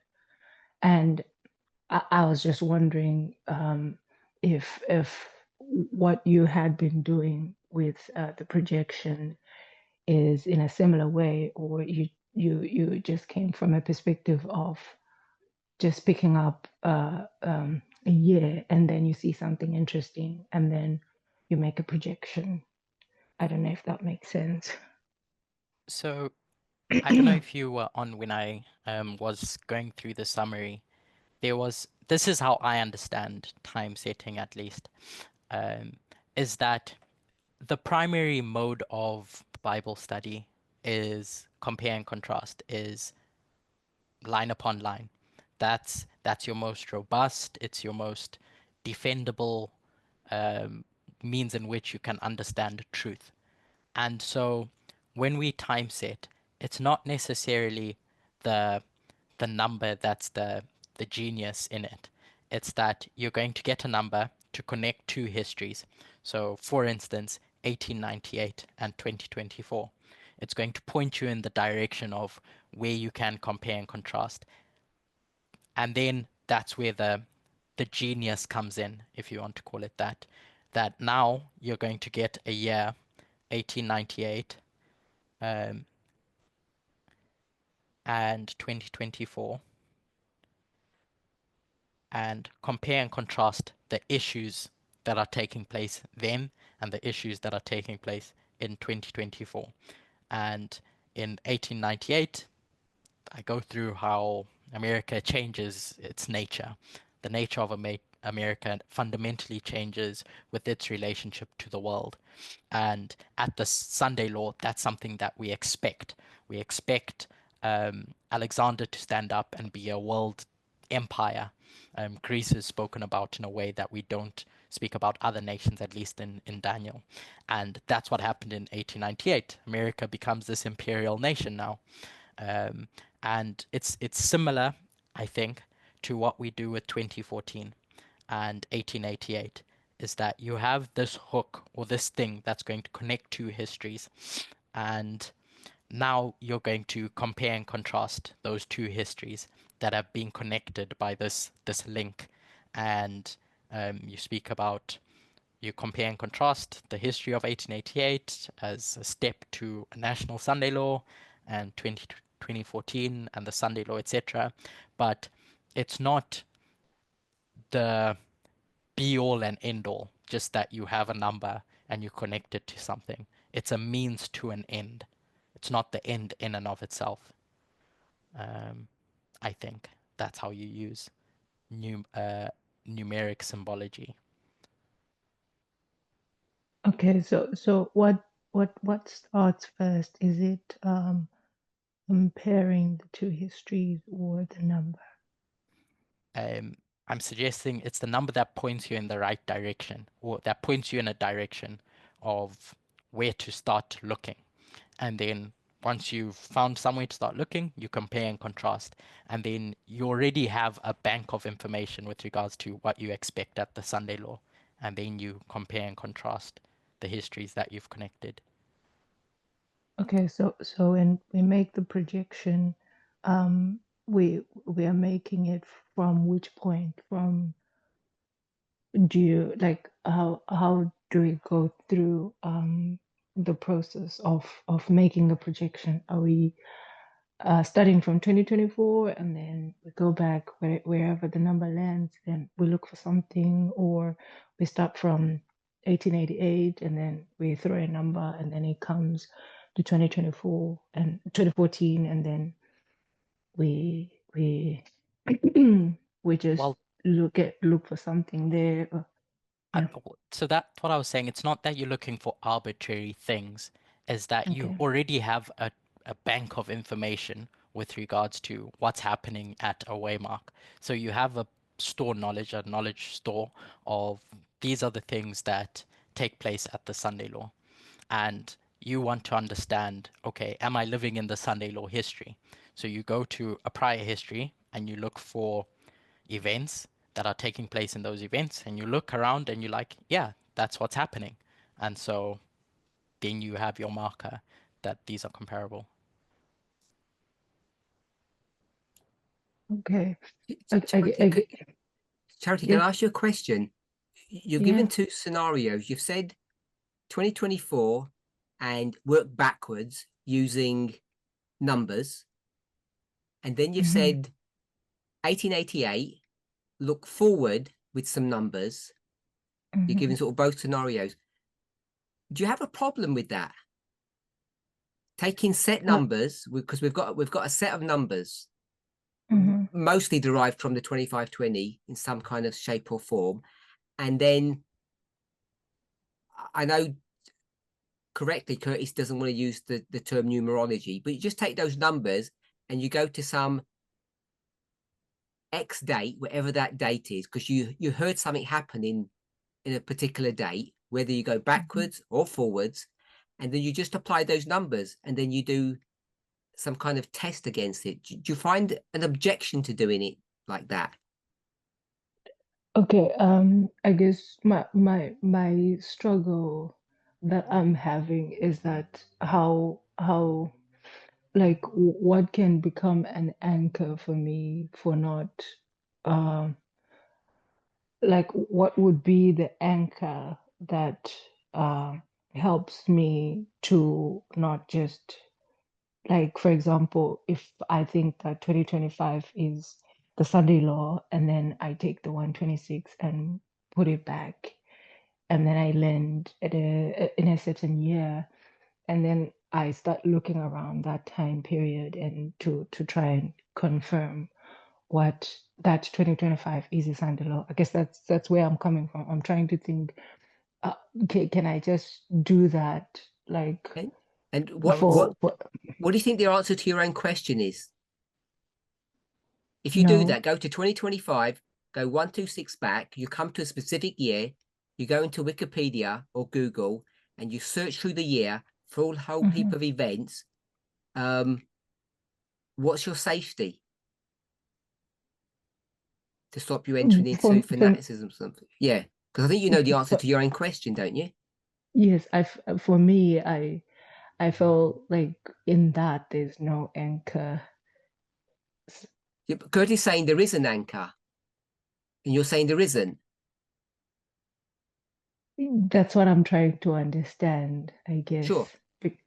Because in my mind, I'm thinking.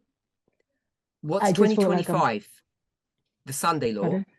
2025 is the Sunday Law. You're going to go 126 back, come to whatever year that is. I can't do the maths of it. 99. Sorry? 1899. 1899, and you're going to look in 1899 and see if you can see anything that symbolically, in some shape or form, you could create a Sunday Law event out of, and then you see if it meets not just the 2025 year, but what you see happening in 2025 or what you anticipate happening. So you compare the 2 years or the 2 events. You think that's sketchy to do that or unsafe? For me, I feel it's a bit sketchy. I guess I guess for me, maybe it's because I don't understand how the whole numerology thing works, or I don't have faith. I don't know. You do, because you explained it to us. You go 2025, work back 126, which you know is a legitimate number to use, get to 1899, so you know how it works. and then you just look at the year 1899 and see if anything happened. And if it did, you say, I've got it. So 2025 is the Sunday law. And I'm thinking, to me, I can do the same for every other year. Like, what can stop me from doing that about I bet Curtis is going to 2023 say you can't. or 2026 or Curtis is going to say you 2027? can't. Try it. Yeah. Not just 1 year. Try the 7 or 8. I can't remember how many numbers he's got there. It's at the bottom of the screen. Try doing it with 1, 2, 3, 4, 5, 6, 7, 8, 9 dates. See if it'll work out. I think his argument is try it and you'll see it won't work. You can get 1 or 2 to fit, Why? but the fit has to be a really good fit. I guess that's where I'm struggling. I guess even are you struggling with 9 things fitting well? No, it's not the fitting well. I feel like, like with the whole, like what the tests used to speak about, the issue of the Ramsey theory and how you can, if you look for something in a certain place, you can find it. And what can stop me from looking for connections about 2026 of a Sunday law? I tell you what stops you. And I can answer that one on behalf of Curtis. The 2520 stops you doing that. What prevents you going into Ramsey theory is that if you don't have the numbers, you can do what you want. The numbers prevent you. They're the safety net to stop you going into fanaticism. So you're saying it's because of the 126? No, the 2520. The 2520 and all of its subset numbers. That's the one when you do, upon the testimony of 9, I think it says there, that you have an assurance that you're not doing Ramsey theory. Okay, so why pick 2024 in particular? Why not 2025 for the same thing? Because we're living in 2024. And maybe he did 25 and 26 and for the next 10 years, and he couldn't come up with anything. But when he did 2024, this is what he found. I think that's what he's saying. Yeah. I don't understand the subjects. Like, what's COVID got to do with everything? And that's my issue. Just separate to that, I don't know if he's explained that before. Catherine did a similar study, which is why I asked him the question, and she did 2025. She went 2025, I don't know if she did all 9, but she did a fair few of them to look, and she couldn't. She went to 2024, and I don't know if she picks the same ones, same issues, but when she did, she just saw, I'm going to say 4, because I don't think she did 9, 4 natural fits that didn't have to be squeezed out. You didn't have to do playing with events. They just had a really nice fit for her. I'm not saying my position for her, but when she tried it with 2025, she would have had to force things to get them to work, and it made her feel uncomfortable. But 24 just naturally fitted, and I think that's all that Curtis is saying. But your objection is maybe it's because I've never done it. You should do it. It's quite cathartic to make you feel good. You just take it, your question is it's an unsafe methodology to take numbers and work back because you think it's some kind of reverse engineering, and I think you're saying this is just numerology, and however I don't know what numerical symbology means, but it's saying that's subtly something different. No, okay. What my issue was, I guess, like I'm saying, maybe it's because I have never done it before. So, and I'm trying to understand how he was doing it, and I was thinking, do we just take a year and then we just throw numbers? Because to me, it felt like you I'm take just a year looking for things. And you don't throw any numbers.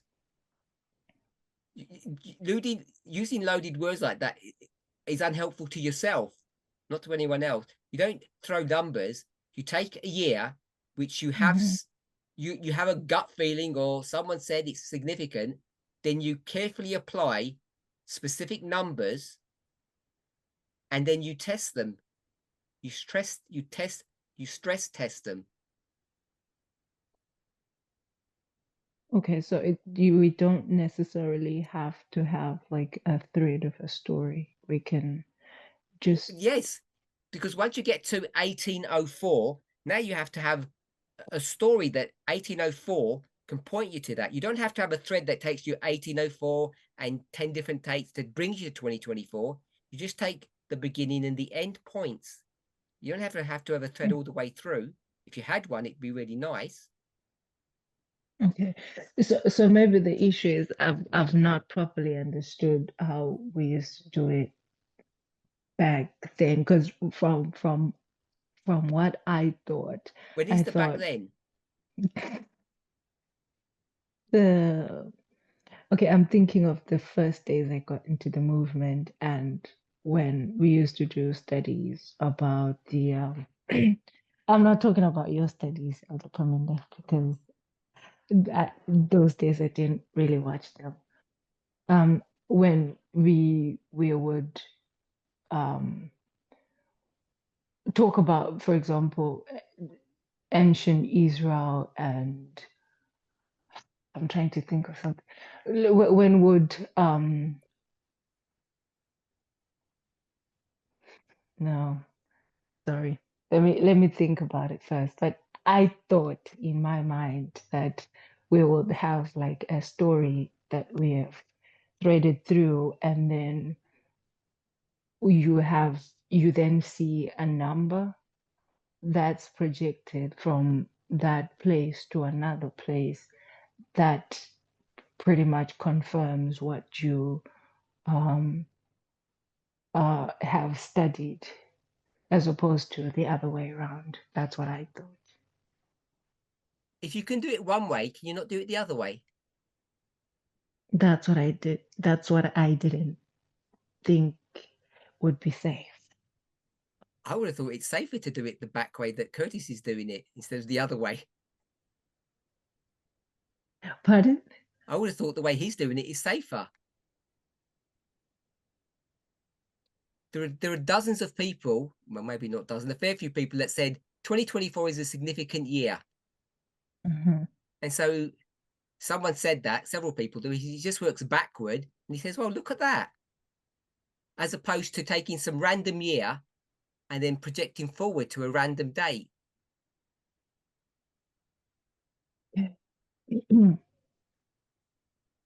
Okay. So we're basically saying that the 2520 gives us the right to do that. You can't, because okay, like I was saying, you're saying I shouldn't say it's just any number, but it's a particular number that gives us the license to do that. I'll just say this one point, and I'm gonna let Curtis finish because I don't want to speak on it. You just said, I think you just said, you can use the 2520 to go forward. You think that's legitimate. And Curtis has said, I use the 2520 to go backwards, and you say, oh, that I'm not sure if that's legitimate. And to me, yes, but that's because I told you how I was thinking. Yeah, okay, but what you're saying is you feel it's legitimate to get the 2520 to project forward. You have no problems with that. Just to make sure I understood you correctly. No, I actually, when I spoke about the 1888, I said, how do you just take a number from 1888 and then you just go to 2014, or you from 2014 to 1888? So I was speaking about both. I thought you said in the past, back in the days, ... I thought you were inferring that's how we used to do it. 18, No. whatever number is, we walked. Well, how did we do any time setting in the past?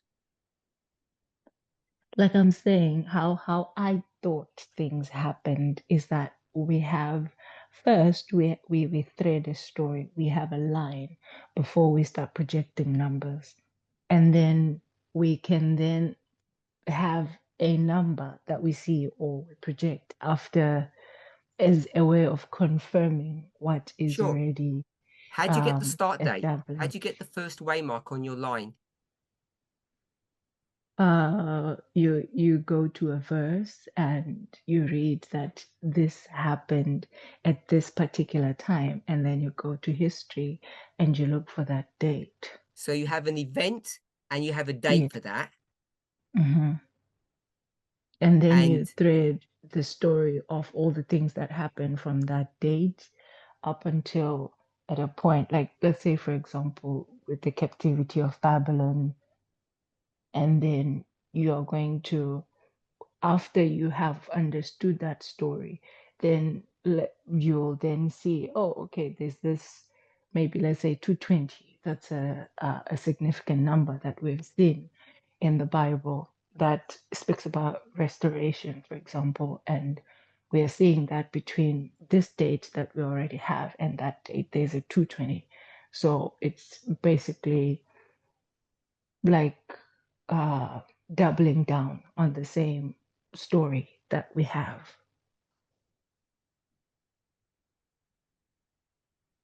okay, I'll let Curtis finish. I promise I'll stop speaking. Can I just say something about the subjects? Yeah. I was just wondering, like, I understand that if you get a thread, it's wonderful because you got the numbers and the thread. But I'm just wondering, I can't remember if I was on this study. I think I probably was, or I watched it, sorry. But I'm just wondering, like, things like pandemic, what's that mean in 2024? COVID, what does that mean in 2024? What do they all mean in 2024? I don't think you went into that. Well, I just took the concept at a basic level that on the line of the Levites, not Levites, sorry, Nethinims. Sorry. On the line of the Nethinims, Sunday law to COP is Jacob's time of trouble and plagues.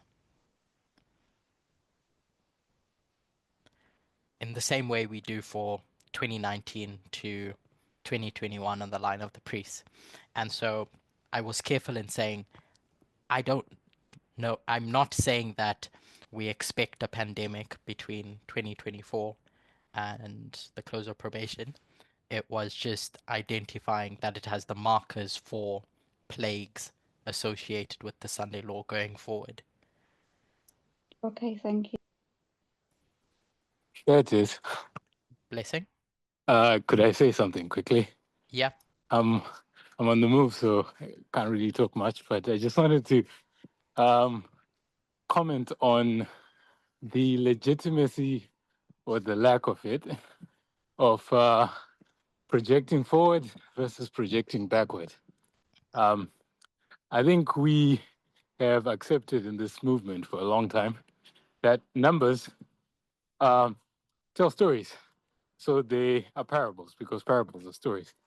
And numbers, as long as they follow all the rules of parable methodology, have some, we can rely on them. They have a level of safety. So one of the properties of a parable, it's not the only one, but is this idea of beginning and end, or alpha and omega. So we take the 126, using 1863 and 1888 as examples, because those are established ones that I don't think any of us question.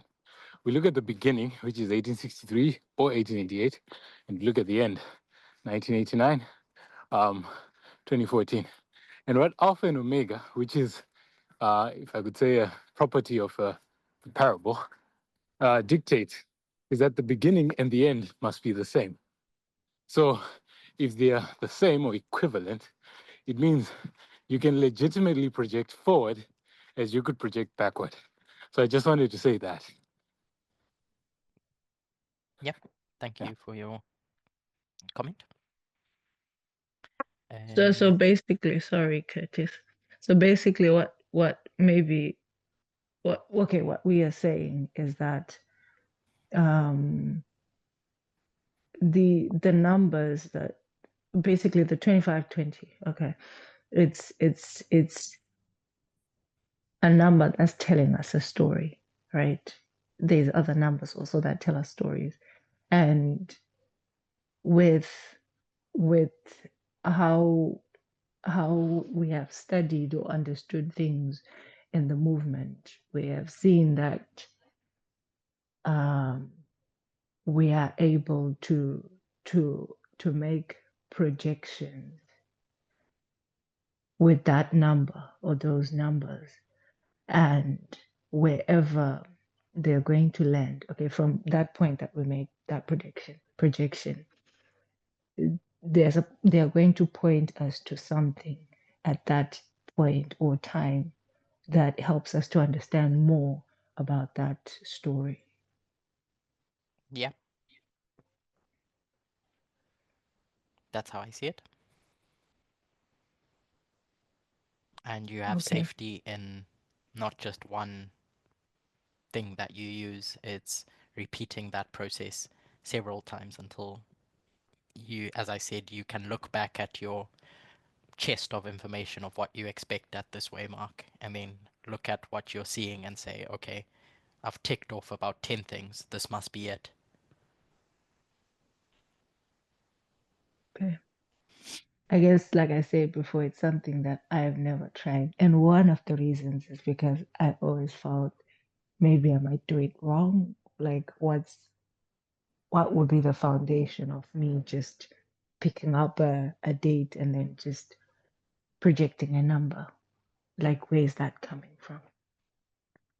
You learn a lot of That's what I history was.